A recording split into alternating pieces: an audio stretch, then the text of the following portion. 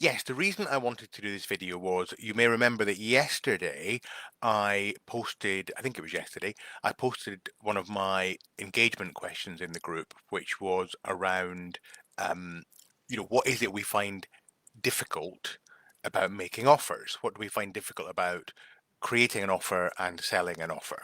And the reason I asked that question was because I'm actually in the process of, funnily enough, developing an offer which is going to be about how to develop and sell a profitable offer. So that's coming soon. And I wanted to find out from you all, what are your blocks? What are the things you're struggling with? Because I thought, well, that will help inform what I put into this thing that I'm creating for everyone. And but it just stimulated some really interesting responses, and I couldn't wait to share some of what I was thinking in response to those responses. So what I wanted to talk about in this video, and I'm going to try and keep it to under half an hour, is the sales cycle or the selling cycle for people like us, for soul-driven solopreneurs who want to take a very ethical approach to our business, whether it's a new business or a business we're in the process of developing or an established business, and who want to do it in a way that feels good for our own nervous system, um, and that doesn't feel uncomfortable and sleazy, if you like, because so much of us work under the shadow of the kind of marketing that we have seen in the big corporate world out there that can feel very uncomfortable for us. So I want to talk about this selling cycle because it picks up on much of what was responded to in that question. Things like how to clarify what to offer, how to show up consistently and self-promote in a way that's comfortable and not difficult for us. Our money mindset around asking for money for the things that we're offering. Um, Messaging, how do we actually talk about our service and our offer? How do we convert that messaging into compelling copywriting that will encourage people to buy, that will convert leads into clients, etc., etc.? So the selling cycle covers all of that.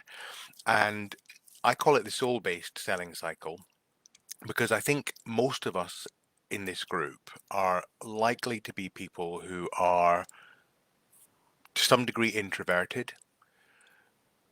I'm introverted. People often are surprised to hear that, but if I ever do these Myers-Briggs tests, I consistently come out as INFJ, and the introverted scale, I'm near the middle, so I can move into extroversion if I need to, but I'm just on the introverted side of the scale, near the middle. Many of us are introverted in this soul-based space. Sensitive, sometimes highly sensitive, maybe socially awkward. Maybe it's not the most natural thing for some of us to put ourselves out there in front of other people and to talk about ourselves and talk about our businesses. Possibly neurodivergent. That would certainly be something that probably a high proportion of people in this space would be.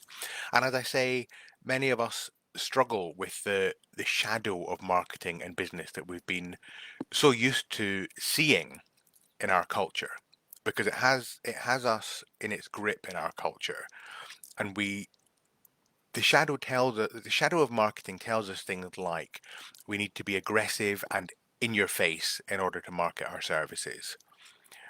We need to almost trick people into buying from us. We need to misrepresent what we offer. We need to do a kind of bait and switch almost, where we offer something but really deliver something else. This is what we sometimes code into our minds without realizing it, because it's what we see so much of out there in the world. It's so much of our own experience of being marketed to. We feel that we need to be acquisitive in order to get people to part with their hard-earned cash. So we need to do things like, create a massive markup. It costs me a certain amount of money to make this pen, but I'm going to mark up the price I pay by a huge amount so that I make a profit. That's where my profit will come from in this big markup. Lainey's saying it's amazing that, albeit we appear extroverted to a degree, we are pretty much introverted and tend to lack in confidence. Absolutely. I think it's one of the things that, particularly if you're sensitive and are offering a service that is based on your your gifts and your interpersonal gifts, your ability to relate to people and to support people, it's very easy to move into that kind of mindset of doubt and questioning the value of what we offer. The other part of the shadow of all of this that we tend to have playing against us is the restrictions around money that we have. So, we have some of those cliched sayings of money is the root of all evil, or love of money is the root of all evil. We're taught that you shouldn't talk about money in polite society. You shouldn't ask for it in public. You certainly can't ask for more of it. And also, particularly in the spiritual space, I see a lot of people who struggle with the notion that they shouldn't be charging for offering their spiritual gifts, if you like. If they have a gift of a spiritual nature that they want to share with people, they sometimes feel very uncomfortable about asking for money for that. Forgetting, of course, that you're not really asking for money for the gift, you're asking for money to cover your time in delivering the gift. So many of us in this space have quite a big hill to climb, and so I wanted in the cycle of selling, the soul-based cycle of selling, to address some of that. So it's really a download of my overarching perspective on all of this, and I hope it'll be of help to you. So I'm going to cover the soul-based selling cycle. That's what you need to do, the step-by-step process of what you need to do to have a viable business in this space. And then also I want to talk a little bit about what the people you're speaking to, the people you're calling into your space to market and sell your service to, what they need from you, what they need to feel in themselves, and what they need to see from you in order to feel safe to buy and comfortable to buy. And that's something about the practice of this business. So there's a process of what you do step by step, and then there's a practice, how you do it. And that's to do with the culture that we create around our marketing and around our soul-based service. Okay, so let me take a sip of coffee. Cheers. So at a top level, to have a viable business, here's what you need. You need a thing to sell. So you need a service, a container, a commodity of some sort. So it can be a coaching program, it can be a course, it could be a book, it could be one-to-one coaching sessions or a package of sessions, it could be a group coaching offer, it could be an ongoing membership, it could be something you offer on a time-limited basis or an ongoing basis. It can be delivered virtually. Most of the people that I speak to online, by virtue of the fact that we are online, are trying to market their services online, but it can also be in person, marketed in person, delivered in person. It can be one thing or many. So, it's entirely possible to have a viable business with a single offer or to have multiple offers. It can be big or small, so it can be a high ticket offer or a low ticket offer or a number of different offers, as I say. And when you're starting, it can even be free. So one of the things that trips people up in this process very often when they're starting is they think, I'm not sure what to sell. I don't have an offer yet, and so they don't then step into the space of promoting themselves. But you know, you can have a free thing that you offer as long as it's a valuable thing that you offer in exchange for something: money, time, attention, trust. If you're really new, if you're brand new, a free offer, as in your free content online or a free lead magnet, is absolutely fine. But what I would advise you need to do early on is to create some kind of nurturing point, a place that people can gather around you. That can be your social media profile. Even better is something like this, where there's a group that you can actually engage with people in close contact. Because social media profiles, people can follow you and they can certainly interact with you, but it's not like they're part of your specific community in a way that they would be in a group. So a group just brings people a little bit closer. Closer still is an email list, and magnetized lead magnet, which many of you have, and if you haven't, let me know and I'll get it to you, is about how you create a lead magnet that brings people onto your list, and it gives you some information even about how to create a list and have a welcome sequence into that list and so on. So you need a nurturing point so that your connections can grow. And then you can quickly move to, if you haven't got one already, you can quickly move to a paid offer. You don't have to wait. So you need something, you need an offer, a thing you can sell, a container that you can sell. The other part of the cycle, or another part of the cycle, is you need to create consistent awareness of your thing. And that's not just about saying, hey, here's my thing. I made this pen. Here it is. Do you want it? Because we've probably all had the experience, if you have put yourself out there and tried to sell something, some kind of service, we've probably all had the experience, certainly I have, of putting a lot of work into creating something, putting it out there, and then maybe after you get some initial applause and momentum from people that are close to you already, things die down. Or maybe you get crickets straight away. Maybe you put it out there and you just get no response whatsoever. And there's a couple of broad reasons why that might be.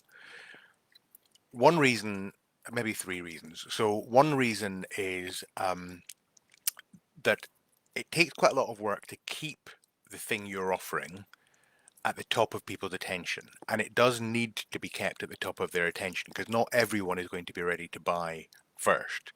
So one post on social media isn't going to be enough. So it's that consistency of presence. That's one of the issues you might face. The other thing is helping people actually understand the benefit of the thing that you're selling. So it's not just a pen that I'm selling. Um, it's here's a pen, it writes really well. That's not enough. What we need in terms of our messaging is something more along the lines of, I understand you. You're tired of scrappy old pens that run out too quickly, that don't write very neatly or clearly. They get ink all over you. They're difficult to hold, and so they result in scruffy writing.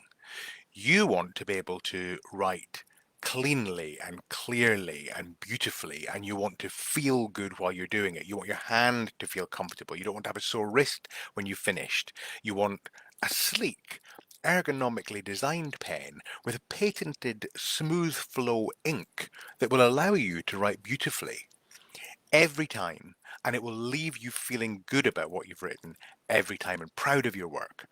That's messaging around the thing you're selling. It's speaking to, and obviously this is an example, it's speaking to the obstacles that a person might be facing and trying to overcome, what's making them feel bad about those obstacles, what they're missing out on as a result of them, and it's speaking to the possibility that they see before them and that they want to achieve. That's where the messaging comes in. And once you get your messaging dialed in, it makes it much easier to write your copy. You can write compelling copy if you know what it is your messaging is. And I would just say, just a slight aside, for messaging, if you were to sit down and write what the one or two big blocks, and then sort of sort of springing out from each of those, what the smaller blocks are that your client is facing in relation to the thing that you're trying to teach. What are the things that why aren't they able to do the thing that they want to be able to do? And then working out, well, what would they need to do to turn that around? What are the solutions to each of those blocks? What are the outcomes that would be the opposite of those blocks? And then what are the things, the tools you can offer, the information you can give, the teaching you can offer around how to get past those blocks? If you start charting that out, you begin to get, first of all, you get the outline of what you might put into an offer. And then also you get some clear messaging that could give you copy for days in terms of things to speak about on social media, things to put on a sales page, things to talk about when you're talking about your offer. So that's the thing to think about in terms of messaging. So just I diverted a bit there. So just to recap, to create consistent awareness of your thing, you need to put it out there more than once and be consistent in talking about it. You need to help people understand the benefit of it. These are the important things that you need to do around that. And you need people to understand and to help people understand what it would mean for them to access your service. That's how you make them aware, not just of the actual fact of your thing that you're selling, but of why it would be of benefit to them. How will they feel once they've actually been through this process? What will it mean to them to achieve the progress that you're helping them to achieve?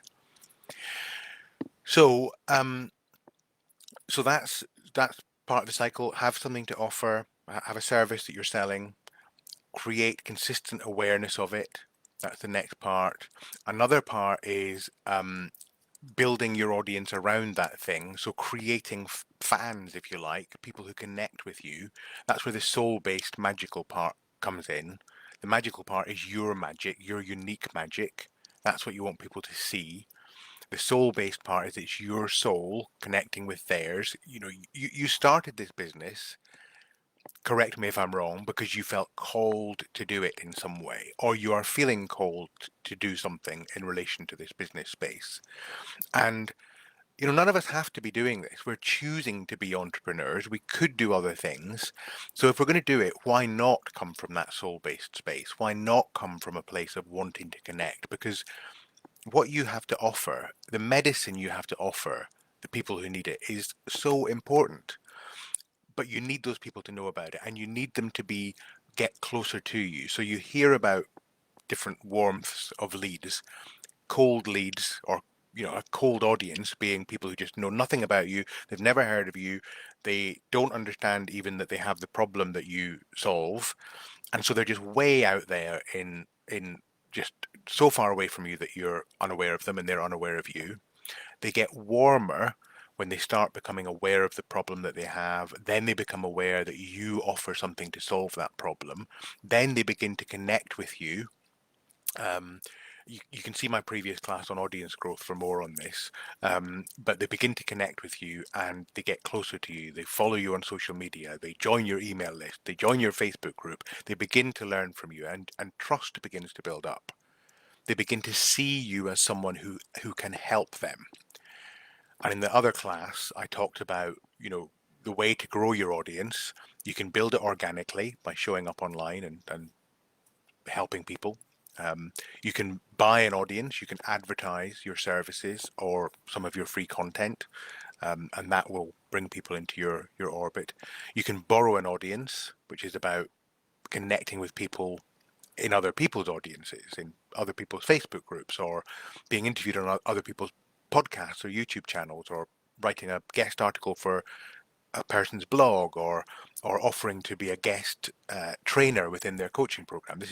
These are different ways of putting yourself in front of somebody else's audience.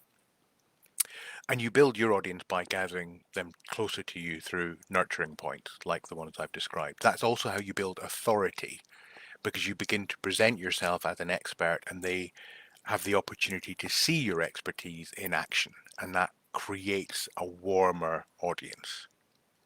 And then the other part of the cycle, in many ways the most important part of the cycle, we've talked about having a container and making people aware of that container, that service, and then building an audience, a warmer audience around you and that container. This is all before somebody even buys, but then you need to make the sale. You need to make offers. That's how you make money. And this is the bit that many of us choke on because we're not used to it. We're not used to asking for money. It feels wrong somehow. But, this is a service. Making an offer to somebody who needs help, making an offer to them that can help them is a service to them, as well as to you and to your business. It's about saying, I recognize you. I see you. I understand the problem you have. I see that you want this outcome. I've got a methodology, a modality, some information, some knowledge, some support, a done for you service, training, teaching, whatever it is, coaching. that can help you to alchemize your blocks into positive outcomes. That's how it works. This is what it costs. Would you like to work together? That's making an offer. I see your issue, I see your problem, I see what you're trying to get to. I have this thing to help you. Would you like to work with me? This is the price. That's making an offer. But we tend to choke on it because we're so unused to talking about money. It feels wrong. We're embarrassed. We worry about whether we're overvaluing and are charging too high, or we might worry that we're undervaluing and charging too low. But we also fear the answer. We fear that people are going to say no. But really, the answer is either going to be yes or no. It might even be yes or no or not right now, because many people who say no to start with eventually say yes. So the way we get past this fear, this discomfort in talking about money and this discomfort in selling is by reminding ourselves that we are ethical entrepreneurs. So we are encouraging people to say yes to our offer, only if it's of value to them. No tricks. But that means it's our duty to make sure that they understand the value to them, if indeed there is value to them. So the work you do in helping people to say yes is based on the assumption that it's going to do them good. And when you come from that mindset, that energy, you're helping them to overcome their fear, their trepidation, their objections, not because you're trying to trick them into not listening to their own common sense and to buy something they don't need, but quite the opposite, that you're inviting them to look past the fears that might stop them from accessing something that they need. So you're reminding them of what they want to move away from. Some people get very squeamish about the idea of pain point marketing, and there is a horribly unethical pain point marketing approach, which is about making people feel so frightened of what might happen if they don't buy your thing that they're driven by fear into purchasing. That's not what I'm talking about when I talk about helping people to remember what they want to move away from. Because again, we've probably all had the experience, and again, I speak from my own personal experience. I know there have been things in my life I have wanted to change, but I've delayed changing them because I've been able to just push them aside for too long. I've been able to go, oh, I won't pay attention to that problem for now. I'll sort it out sometime. And days and weeks and months and years can pass unless we turn around and look at that thing and say, okay, I'm going to deal with this now. And step away from the pain of that into the possibility of the future. That's what we're talking about. That's the ethical marketing we're talking about. It's also about making sure you've got genuine scarcity and urgency when you're marketing, not fake, not kind of, oh, the price is going to double at 12 o'clock tomorrow just because I've decided it has. You're not, and I'm not saying, by the way, if that is part of your strategy, that's not a legitimate strategy. But what I am saying is that ethical urgency and scarcity is so powerful. So ethical scarcity, for example, might be let's say you're selling a group coaching program, which might be quite high touch because you might include in that some one-to-one support, but even if you don't, you're going to have coaching calls probably with a group of people, and there's a limited amount of your capacity to serve everyone. So you've got limited capacity, so you might limit the number of people who can enter that program. You might also have other commitments. You might have other things happening in the future, so the program has to happen, has to be delivered within a particular period of time. So there might be some urgency in terms of, if you want this, you need to join by such and such a date, and there are only X number of places. So that's ethical, genuine urgency and scarcity. And when you're selling from this position, it's not enough to just, slap a percentage discount on your service. Oh, nobody's buying, therefore I'll cut the price to 50% and hope they buy. There are other ways of doing it, and it's about this engagement, this messaging, uh, this more nuanced way of making offers that are done in conversation based on people's genuine needs. Lainey is saying, taking 2 bookings today for readings. Well done. Excellent. Bookings are usually because of word of mouth, which is okay, but it's not a constant flow. Yeah, yeah. And you offer Reiki free because for family and friends, but it can be tiring. Yeah, absolutely. Yeah, I think there's nothing wrong with offering some of what we offer free, as long as it's choice, as long as we're doing it for the right reason. What I see a lot of online spiritual entrepreneurs doing, though, is wearing themselves really thin because they feel locked into a particular way of being. They feel that there are certain things they can't charge for, that there's a limit on what they can charge, that they've got to offer things in a particular way. So I know there are some things that can only be delivered in person, but there are many people who resist the idea, for example, of moving into virtual delivery, even with things that can be delivered virtually, because they believe it's not as effective, which isn't necessarily the case. Or maybe they're stuck in one-to-one offerings that are taking up a lot of their time because they think a group offering isn't going to be as effective, which is not, again, necessarily the case. So it's always your choice in terms of what you offer, how you offer it, but some of it is about stepping outside of some of those norms that we've bought into and asking ourselves, are there more effective and efficient ways of doing it?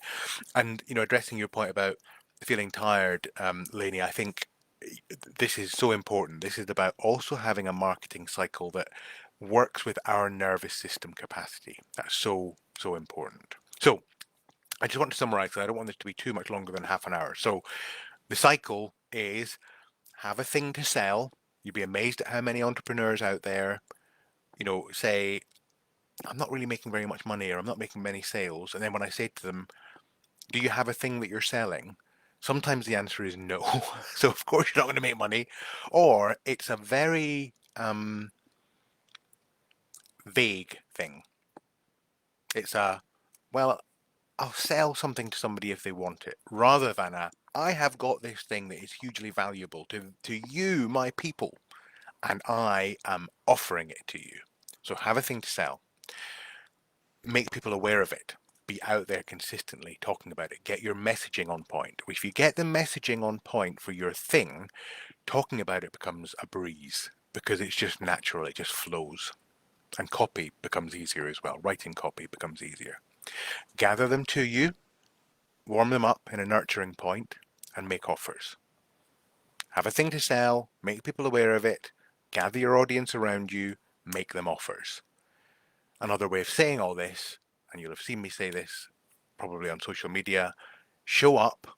So actually do the thing, be an entrepreneur, stand out, be yourself as an entrepreneur, because that's what's going to attract the right people to you and repel the wrong people from you. Serve, give value in everything you do, whether it's free or smaller ticket offers, all the way up to your highest ticket thing, but give value in all your interactions, which again will warm your audience up. And sell. Make offers. Offer things to people in return for money. That is what gives you a business. Okay, so just to finally cover something I think is important, the other side of all this is what you're doing. That's your cycle. That's what you're doing and presenting yourself. What do people need in order to buy from you? They need that ongoing awareness of your presence and connection. They need you to be their beacon. They might forget you. They might see a social media post that they really like and then it disappears. They might even see an offer you have and think, oh, that would be interesting. And then they lose it. It disappears. They're scrolling past and it disappears and it takes them a while to find it again. So you need to be out there. They need to see you and your thing multiple times. You might need to be prepared to make smaller offers first, tiny invitations before a big offer. You want people to keep coming back to you. So you want to create a nurturing point for them to engage with you and be yourself. They want you to be yourself. They're looking for you. Your people are looking for you. So you want to be yourself, so you call them in. And so that people who are not for you know very quickly, this person is not for me. Well, that's okay. I'll be off and find somebody else. So your people need ongoing awareness and connection. They also need clear and specific information. So what is specifically possible from working with you? What are the parameters of the offer that they have in front of them from you? What are the timescales of it? When does it open? When does it close? How many places are there on it? What does it cost? What do they need to know first before engaging? Where do they need to be on their journey before buying your offer? If anywhere, is it a completely beginner's offer, or is it for people who are at a particular point in the journey? Be clear about that in your copy, in your content, in the way you talk about it. They also need a sense of trust and of safety. So they need to have the experience that you genuinely see them, that you understand them, that you care for them, that you want what's good for them, that you won't trick them. And they want you to, you're going to need to demonstrate that through your free stuff, through your personal interactions, through your small and larger services. That's about answering questions about your work, about alleviating concerns, acknowledging people's doubts around your service if they have any, and speaking to their possibilities. And also about sharing your track record. If you have people who have previously been through a product or a service you offer, letting people know about that. So all of that is important in terms of what people need. And they also need to understand, what are the parameters of buying? What's the ethical urgency? Why should they buy now? Why not wait? And that's about your capacity and the timescales and so on. And finally, the thing they need from you in order to buy is something to buy. Make offers. That is how you have a viable soul-based business through the soul-based business selling cycle. Okay, so 33, an auspicious time to finish my lecture for the morning. So that was just a quick video that I wanted to make in response to the conversations we've been having. I hope this is useful to you, and yes, I'll be coming back to you pretty soon with some more information on my offer. But thank you, Lainey, for being here for this video. Nice to see you. And those of you who are watching the replay, please feel free to just pop a comment, #replay, to let me know that you're catching it. And as I say, I hope this will be of use to you. If there's anything else you'd like to see me cover in these little impromptu classes, community classes, let me know and I'll see what I can do. And in the meantime, have a great rest of your day. Take care. Bye.